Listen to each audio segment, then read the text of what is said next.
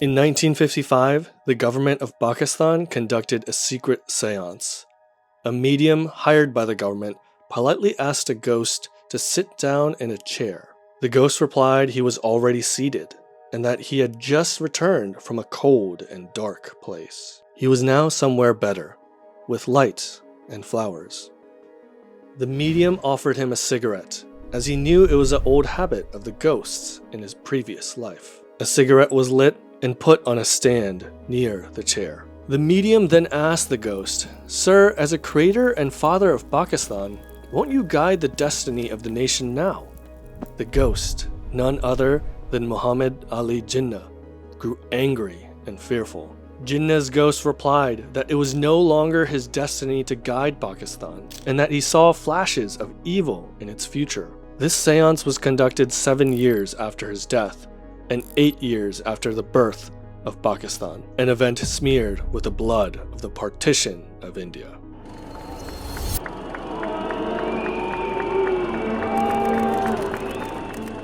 This is a terrible story of the Partition of India. So we have to start off with a ridiculous but kind of necessary question. Is India even real? I know it sounds really dumb, but today there are a lot of political activists who kind of make it seem like India is a figment, or that it was never historically real. And that instead we should refer to the region as South Asia, or a patchwork of different regional identities. But history shows us that this is wrong.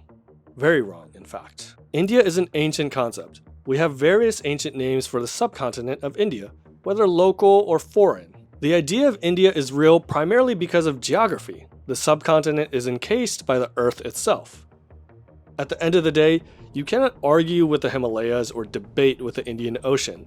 Okay, well actually, if you're a fan of the Ramayana, you know that debating with the Indian Ocean may be a thing, but beyond that, you get my drift. Anyway, ultimately, these hard geographic borders made India a crucible of people. Groups would migrate and mix across the subcontinent, birthing a kind of consciousness of India. And India did have subregions and ethnicities, but these parts of India would shift and morph a lot more.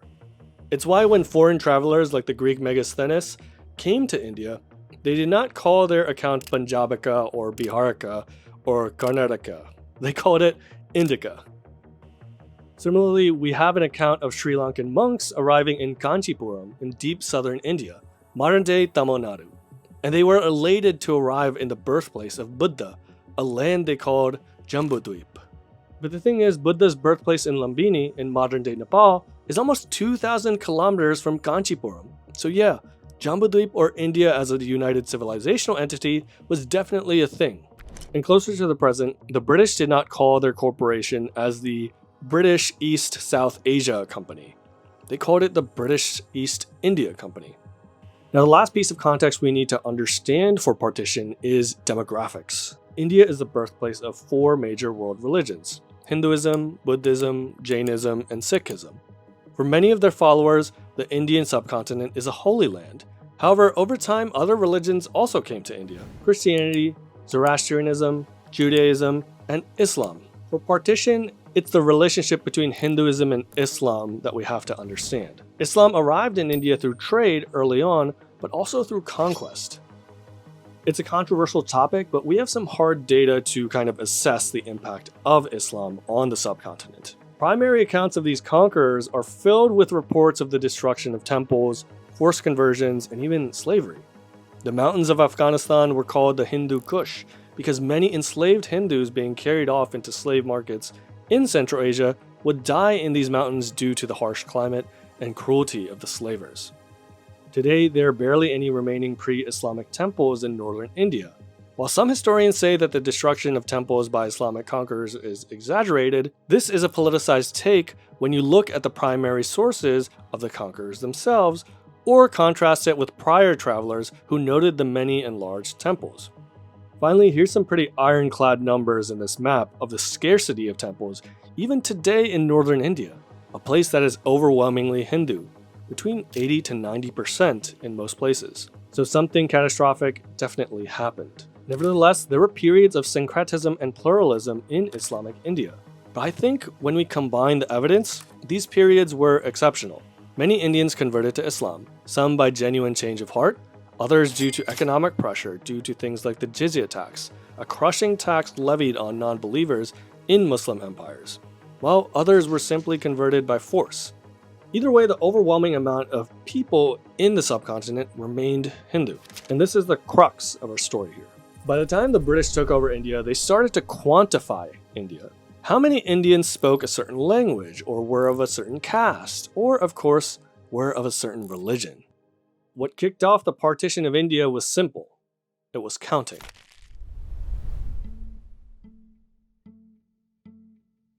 These are maps of the first ever census done for all of the Indian subcontinent. The British conducted them. It labeled Indians by caste, ethnicity, and of course, religion. Those who had syncretic identities were forced to choose a side. It was the first time Indians could put a number to their multitude of identities. While most of India was illiterate, India's intellectual class, many of whom were pretty close with the British, they would start mobilizing off of these numbers and base their mobilization off of identity. Indian papers began publishing the numbers. 139 million Hindus and 41 million Muslims populated British India. Other regions were also counted, but it's that 41 million or 21% of the total population that we have to focus on. The census also showed Muslim population concentration in India's northwest regions as well as in Bengal and parts of North India. Concurrently to this, the British administration was undergoing a churn. In 1857, segments of the British Indian Army would rebel against the British Raj. Both Hindus and Muslims would be part of this rebellion, but a large majority were Hindu. Those that helped put down the rebellion were primarily from northwest India in the Punjab. This meant not only loyalist Sikh regiments, but also large regiments from the Muslim Punjabi groups and Pashtuns. As the framer of India's constitution, B.R. Ambedkar notes, this meant the British would increase recruitment from loyalist groups in the army, many of whom were Muslim, while decreasing recruitment from Hindu groups who had continued to agitate for revolution and freedom even after the 1857 rebellion. That doesn't mean Muslims did not fight for India's freedom, as we will see with later examples, but there was an imbalance in priorities between different groups. One of the biggest reasons for this was the intellectual class of Indian Muslims, the leadership of the community. After the Sepoy Mutiny of 1857, Muslim leaders and scholars like Sir Syed Ahmed Khan urged Muslims to be loyal to the British Raj. And with the advent of the census and reveal of a 4-to-1 ratio of Hindus to Muslims, Khan warned that Muslims may get overwhelmed by Hindus, hence further calls for joining the army and getting arms. In a speech in 1883, Khan proposed a theory based off all of this. He called it the two-nation theory, claiming that in India there were two main nations, Hindus and Muslims. Not just that, but Khan believed that the Muslim is not a newcomer, but former master of Hind, alluding to former Islamic rule. Khan used his links in academia to push these views. He would oppose the upstart freedom movement in the Indian National Congress, a secular institution, because he did not believe in secularism or a united India. It was Sir Syed Ahmed Khan who sowed the seeds of separation via the two-nation theory. But what about Hindus here? I mean, they're the vast majority in India at this point. What was their point of view?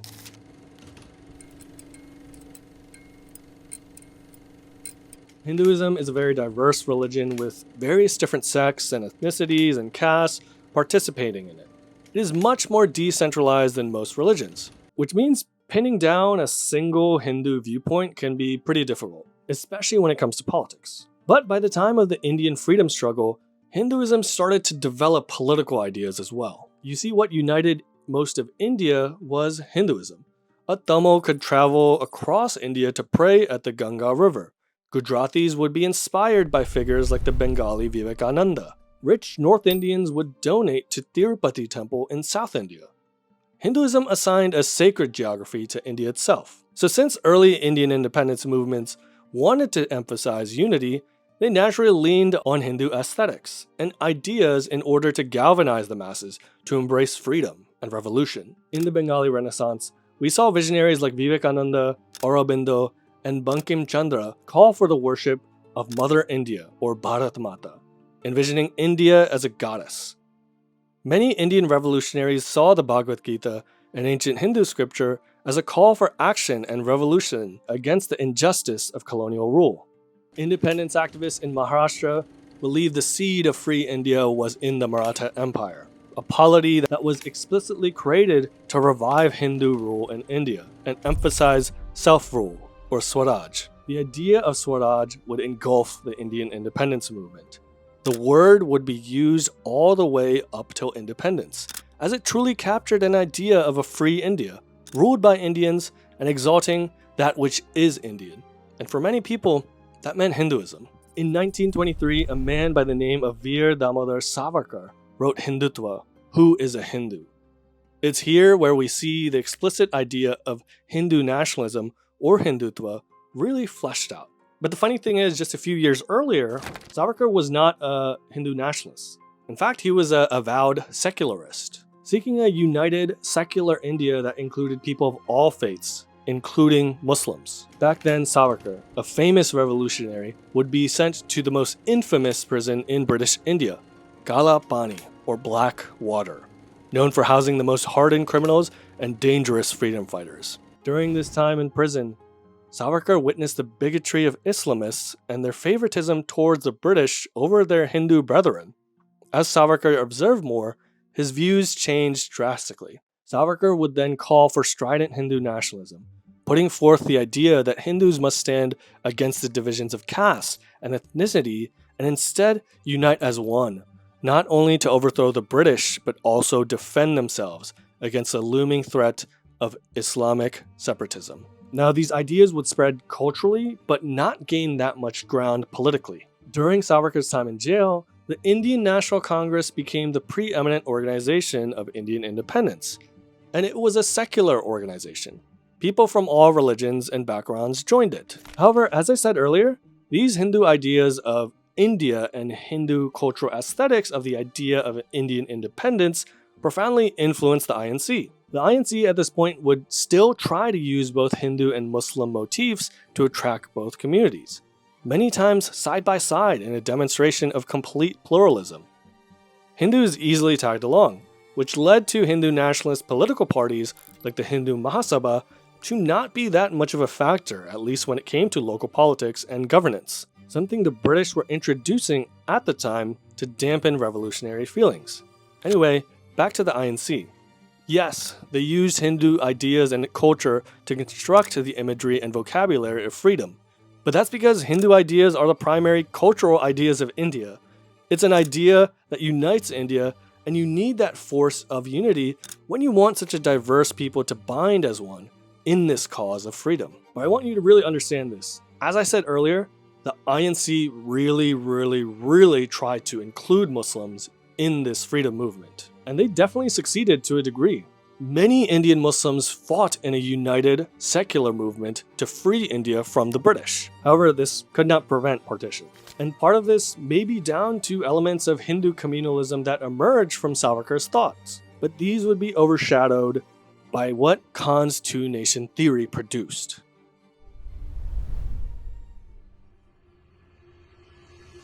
The Muslim League was pretty late to the party when it came to India's independence struggle. While Muslim intellectuals mulled over Khan's two-nation theory in the late 19th century, it would only be in 1906 that the All India Muslim League, or the Muslim League for short, would be founded. The flashpoint would again be those local governance that started to emerge that we discussed earlier. Census results drove India's Muslim intelligentsia to vie for separate quotas in government bodies for Muslims. They wanted to ensure Muslim political rights in British India and possibly a free India later on.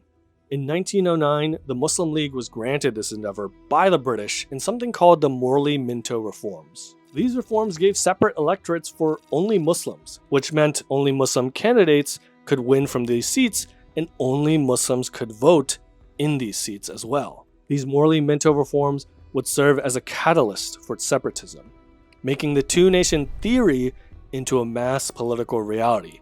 However, this would take some time. In the meanwhile, the Indian National Congress was actually pretty successful in mobilizing Muslims for the cause of a united and free India, as they had various prominent Muslim leaders and were extremely committed to the secular vision of India with the rise of Mahatma Gandhi in its leadership.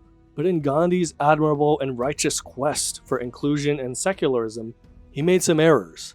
Some pretty big ones, in fact. After World War I, the victorious Allied powers, including the British, sought to carve up the defeated Ottoman Empire, the greatest Muslim power in the world. Though Indian Muslims were thousands of miles away from the Turkish Ottomans, they had a bond of faith. A large number of Indian Muslims launched the Khilafat movement, smack dab in the middle of the Indian independence movement. Instead of fighting for Indian independence, there was a group of Indian Muslims who kind of begged the British to not carve up the Ottoman Empire, and to preserve its ruler, the Caliph. Gandhi at the time saw it as a moment to unite Hindus and Muslims. If Hindus could support this far-off, nothing to do with India cause, maybe Muslims would be more into Indian independence as a reciprocation, even though the Muslims supporting the Khilafat movement were amongst the most radical. And yeah, it's kind of crazy when you think about it, and it obviously backfired. The Khilafat movement wasn't finding that much success in convincing the British, but their supporters didn't really take their anger out on the British. They took it out on the Hindus. In 1921, Muslim leaders in Malabar, or present-day Kerala, would use this religious fervor to mobilize Muslims, many of whom were peasants under Hindu landlords. The Mopla Muslims of Malabar began to protest, but it quickly turned into a full-blown riot. Termed the Mopla riots of 1921, Muslims would not just attack the landlords, but all the Hindus, even fellow peasants. Reports of forced conversions, temple desecrations, and massacres of innocent Hindus spread across India. As a result, Gandhi's quest for Hindu-Muslim unity and a composite secular Indian nationalism took a hit. Hindus grew wary of Muslims. The Muslim League and Muslim intellectuals blamed Hindus for not being as supportive or sabotaging the movement, even though the Khilafat movement had nothing to do with India and was basically like a far-off geopolitical tussle within Europe. But this whole Khilafat kerfuffle also resulted in a personal clash that would affect partition. For a rising Mahatma Gandhi had started to ruffle the feathers of others who hoped to be the main character of the Indian independence struggle, namely a certain Mr. Muhammad Ali Jinnah, the soon-to-be founder of Pakistan.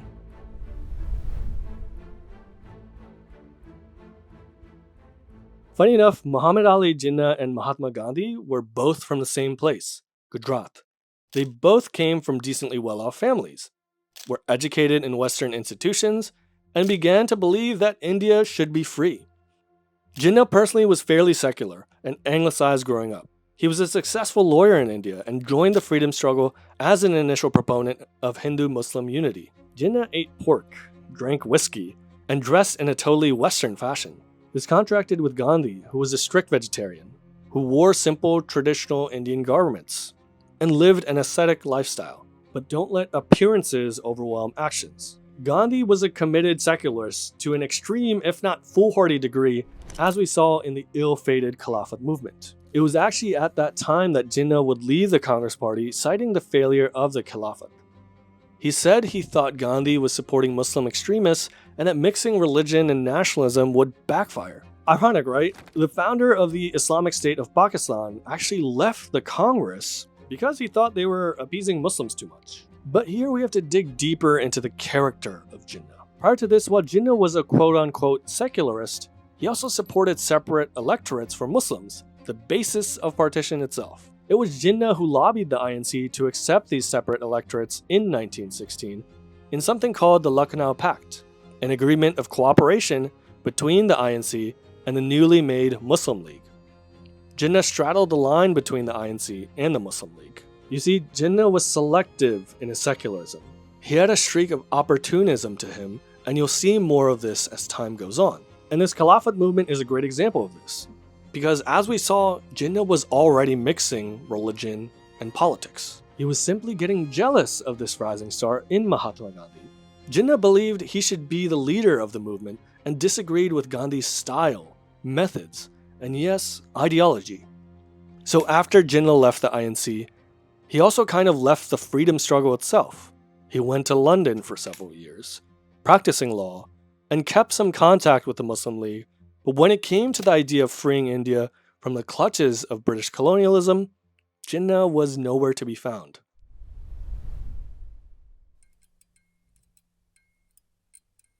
With Jinnah gone and the Muslim League floundering, the INC's secular project of uniting India began to truly gain steam.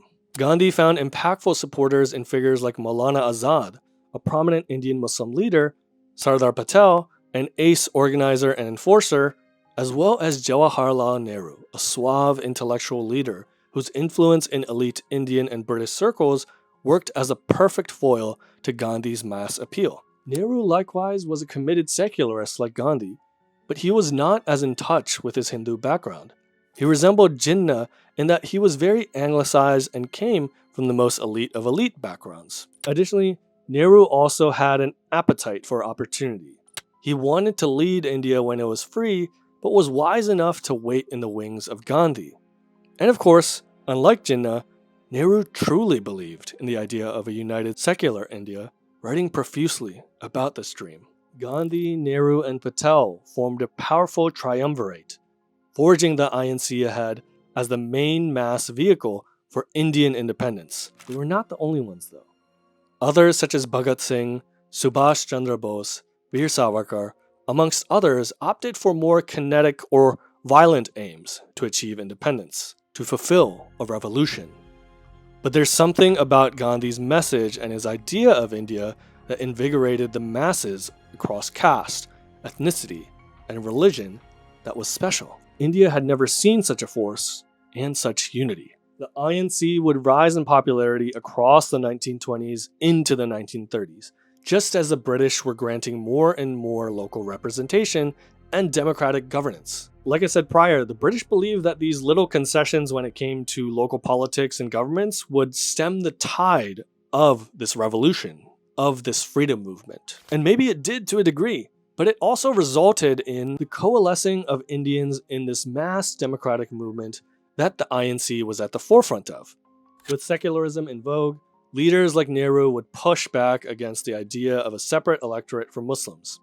Nehru called these electorates a British conspiracy to stoke the fires of communalism in the independence movement. In 1928, Nehru drafted a special report that proposed a secular constitution for a united India. It guaranteed things like religious freedom and fundamental rights for all Indians. When Jinnah read this report, he drafted the 14 points as a response.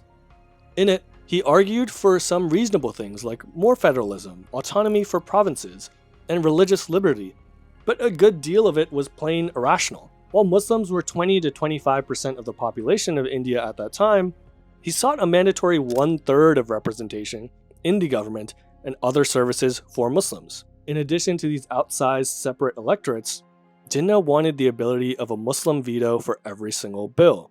What that meant is no bill or resolution could pass in parliament if 3/4 of the Muslim electorate opposed it. This was nothing less than a communal veto that would be disastrous for governance. Now, while these 14 points loomed in the background, the INC kept gaining strength. The British grew anxious. They decided to enact a few laws to stop the march of the Congress Party and the Indian independence movement. In the 1932 Communal Award, Nehru's accusation of British divide and rule came true, in that they accepted separate electorates not just for Muslims, but also for other communities like Christians, Sikhs, and the untouchable caste, in a bid to break the Indian independence movement into pieces from within. Only with Gandhi's intervention did the untouchables' separate electorate be made into a more mild form of affirmative action so as to stop Hindu society from ripping itself apart. Well, in 1935, the British executed the Government of India Act, which granted more autonomy to different provinces. Sounds good, right? But as Venkat Dulipala notes in Creating a New Medina, the British Viceroy later confessed that the government was banking on the potency of provincial autonomy to destroy the effectiveness of the Congress as an all-India instrument of revolution. Notice how the recommendations Jinnah makes and actions British take all seem to be in lockstep, and the net effect is the same, hurting the Indian independence movement. New parties start to prop up in various provinces and go toe-to-toe with the INC, and it was in 1937 where we would see this electoral battle play out. Across 11 provinces, 1,585 seats were contested. The INC won 707 of them, around 45%, which is a fantastic result for a multi-party contest. The Muslim League would win 106 seats out of 486 Muslim reserve seats, so only 23% of them.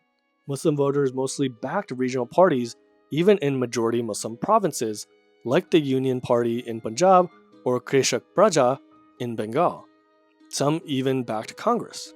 This was a huge disappointment for the Muslim League and a resounding victory for the Congress Party. This defeat for the Muslim League prompted introspection, and it was around this time that Muhammad Ali Jinnah actually would return to India. Jinnah and the Muslim League decided it was time for a revamp. A new era of Muslim politics would be on the horizon.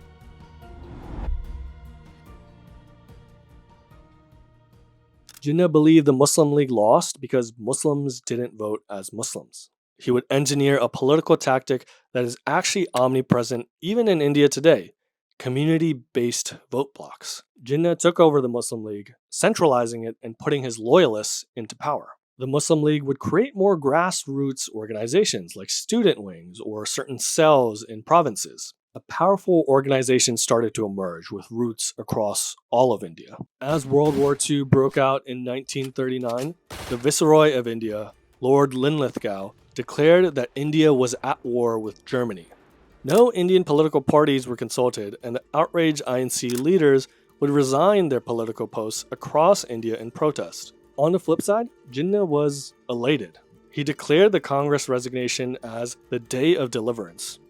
He claimed that the resignation of the INC, a party that ruled 7 of 11 provinces, meant the end of tyranny of Hindu Raj, or the rule of Hindus over Muslims. He urged Muslims to celebrate this victory with public prayers and festivals, and that Muslims should steadfastly support the British. Keep in mind, over 2.5 million Indian soldiers fought in World War II, with even more helping in supply and logistics. The Allies would not have won without this forced Indian support. Meanwhile, in the shadows, Jinnah was actually begging the British to not use Indian soldiers against Muslim powers in the war.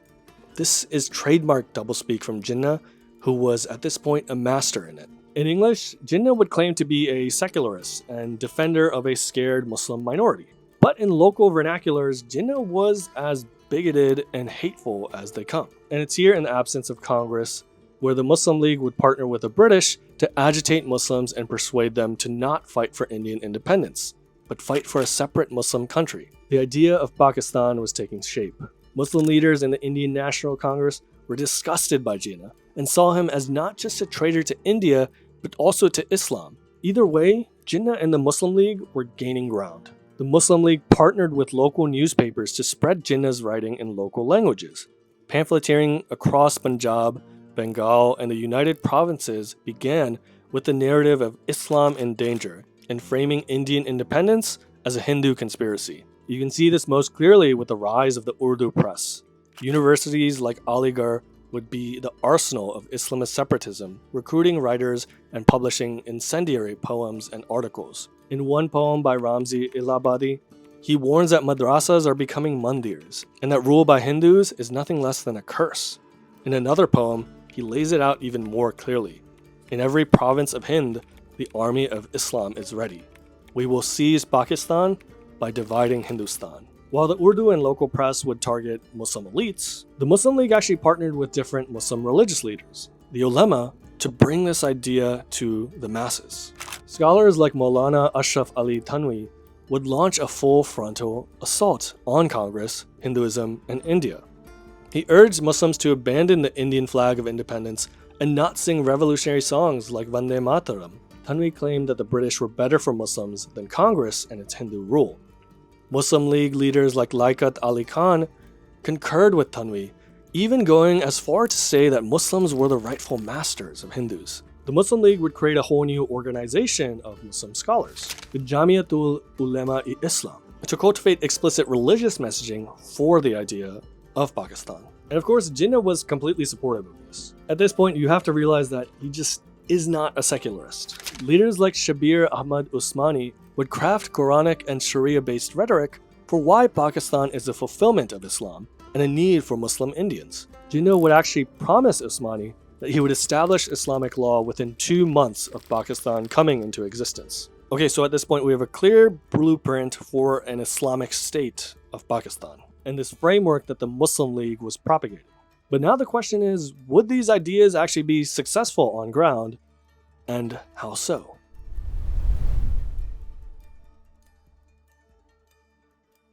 In 1940, the Muslim League drafted the Lahore Resolution, a document that declared that areas where Muslims are a majority in the northwestern and eastern zones of India should be independent states which are autonomous and sovereign. Jinnah made it even more clear. The Muslim League was officially demanding a separate state for Muslims. But how would they rally Muslims for their cause? Well, the answer actually lies in the 1937 Indian provincial elections. Yes, those ones we talked about earlier, which were by and large a failure for the Muslim League. But there were some green shoots in the United Provinces. While the INC were the overwhelming victors in the UP elections, the ML had some success, and that success came from a tactic. You see, Muslims, like other groups, weren't that identitarian in terms of their voting. They would vote for different parties based on things like economics or non-religious reasons. One of the parties they voted for was called the National Agriculturist Party, or the NAP. This was a party of mainly feudal landlords and those that they could bully into voting for him. It had Hindus and Muslims. But the NAP had an issue. Marginal parties like the Hindu Mahasabha, as well as the Muslim League, tried to poach their members and leaders. The Hindu Mahasabha urged Hindu NAP members that they had a duty towards their religion and that there was a danger coming from the Muslims who murmured about separatism. But Hindu NAP members weren't fazed. They were comfortable in their religion and didn't feel like they were betraying it. They weren't scared of Muslims either, so they told the Hindu Mahasabha to kick rocks. But the Muslim NAP members and leaders reacted differently. To poach Muslim NAP personnel, the Muslim League would guilt them. While both Muslim and Hindu NAP leaders wore their religion on their sleeve, Muslim NAP leaders were branded as traitors to Islam, collaborators with Hindus, and even apostates by the Muslim League and their affiliates. The pressure became too much, and Muslim support for NAP started flailing. The party would slowly go into decline thereafter. One of the most damning critiques of Pakistan comes from B.R. Ambedkar, a scholar of the time and activist for the untouchable castes in India. Ambedkar would harshly critique Hinduism as well, so it's not like he was all that biased. Ambedkar actually disagreed with Gandhi, Nehru, and other Congress leaders that a united India with Hindus and Muslims was possible. He believed these ideas of syncretism and kumbaya between Hindus and Muslims were temporary, exceptional, or just plain dead. Ambedkar notes how ever since 1857, Indian Muslim leadership as a whole had been skeptical of freedom, as they not only had anxiety of being ruled by Hindus, but also ruling with them side by side.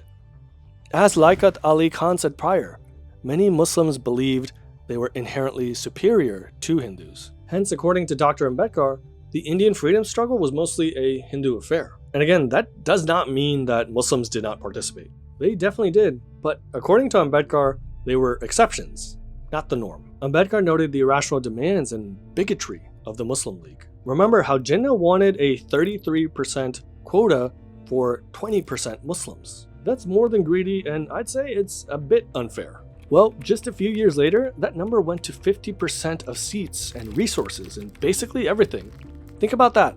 20% of the population is guaranteed, without any competition, of getting 50% of everything in the state. That's not reasonable. And Ambedkar notes that the British encouraged this attitude of extravagant demands. They fueled the fissure between Hindus and Muslims by siding with the Muslims, again, due to the Hindu hue of the freedom movement. Muslim League religious leaders would encourage Muslims to do things that would anger Hindus. They would insist on sacrificing cows over any other animal for Eid.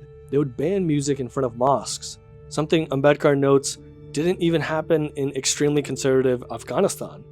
Ambedkar records a speech by a popular Muslim League spokesman, Maulana Azad Subani, in 1939, where he claims that Hindus were the real enemies of Muslims, not the British. In his book, Thoughts on Pakistan, Ambedkar basically compares the Muslim League to Nazis in Germany, due to their ideas of bigoted supremacy and even some of their genocidal beliefs. And you want to know the most ironic part of all of this? The Muslim League endorsed this book, claiming it laid out exactly why Muslims could not live with Hindus. So for years, the Muslim League would toil and use these types of tactics to convince Muslims that they're different from Hindus, as well as vice versa. And ultimately, They wanted to convince Muslims of the idea of Pakistan. By 1946, almost a decade since their initial electoral debacle, the Muslim League would dominate the Muslim electorate, winning 428 out of 492 seats, or 87% of all Muslim seats. And these were not just any regular elections. The Muslim League went in with an explicit message. This is a referendum for Pakistan.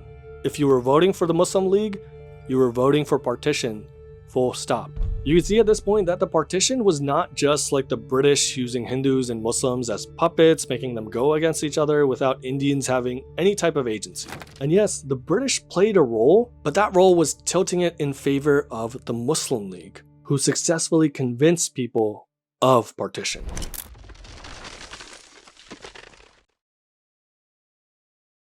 With the ascendance of the Muslim League, the INC had to negotiate.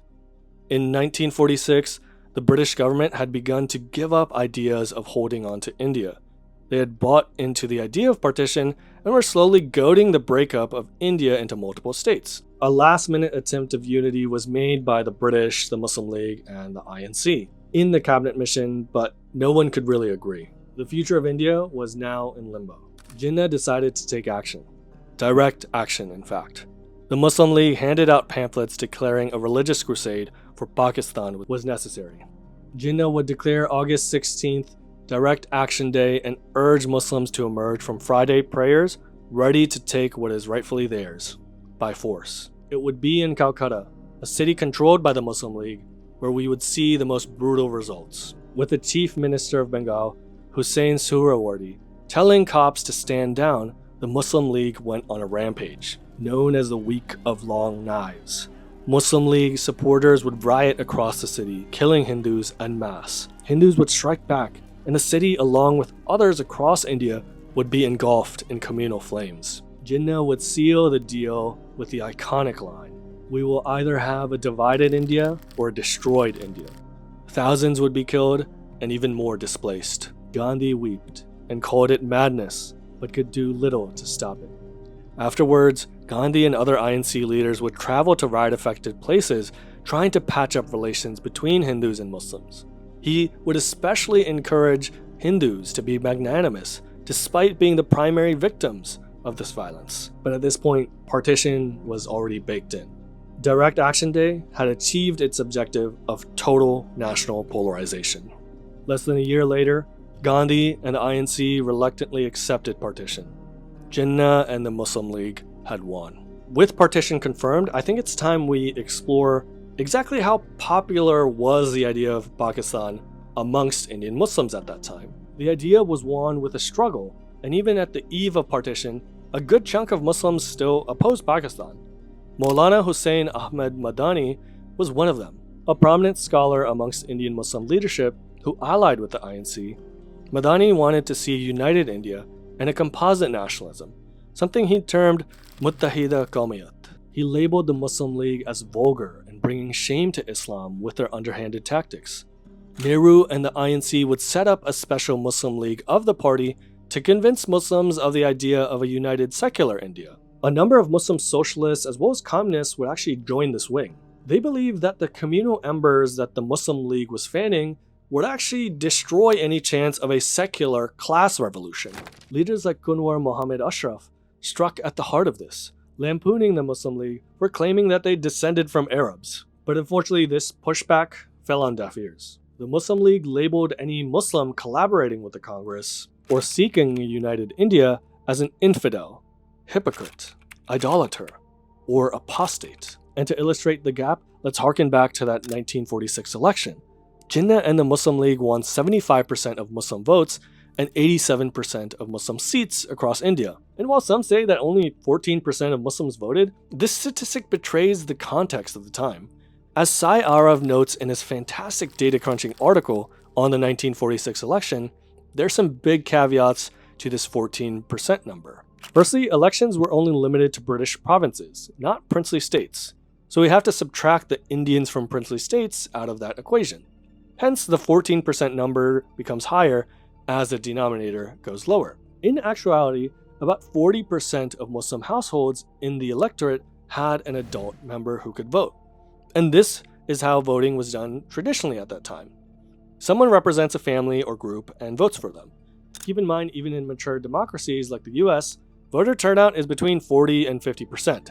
Either way, you can now see that 14% statistic has been totally manipulated and is completely false, actually. And the kill shot here is that 75% of those Muslims who did vote and represented their family and community voted for the partition of India. And let's make this really clear, I don't think present-day Muslims should be blamed for this vote in 1946. But we have to recognize the truth of history and the context of the subcontinent. We have to be honest.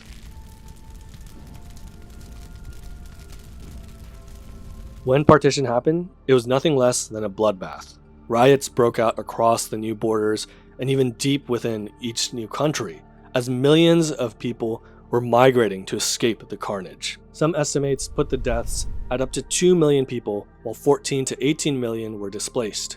Pakistan would be an Islamic state, but interestingly enough, India would stay secular. Millions of Muslims actually stayed behind in India. Some committed to the idea of India, while others just couldn't afford the trip. Nonetheless, all were viewed with suspicion and had to prove their patriotism at every turn. Nehru and Gandhi, who were previously demonized by Indian Muslim organizations, would be seen as saints. They urged Hindu Indians to practice forgiveness and move forward with Muslims in a secular Indian project. Gandhi's heart was broken, but at least he had this to hold on to.